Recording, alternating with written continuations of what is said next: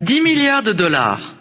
C'est ce que les bailleurs de fonds ont mis sur la table après l'effroyable séisme qui a frappé Haïti en 2010. Une somme colossale. Quelle trace a-t-elle laissée dans la vie des Haïtiens ordinaires? Pratiquement aucune. Aujourd'hui en Haïti, on ne vit pas, on survit quand on n'est pas confronté à l'insécurité que font régner les gangs armés.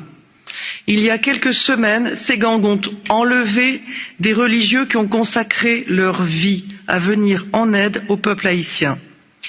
Ces gangs ont partie liée avec une partie de la classe politique haïtienne, une classe politique qui a tragiquement failli.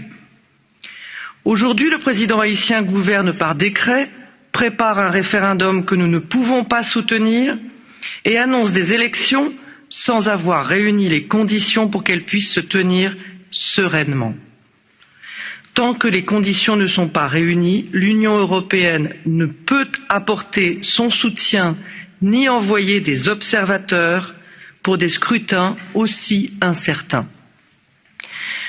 Mais la faillite d'Haïti est une faillite collective. Personne, ni les ONG, ni les bailleurs, ni l'Union européenne ne peut s'enorgueillir de la situation de crise totale, politique, économique, sociale, sécuritaire que connaît le pays et qui rejaillit sur la région, en particulier sur nos outre-mer. Avant qu'Haïti ne s'effondre pour de bon, c'est à nous tous de nous ressaisir.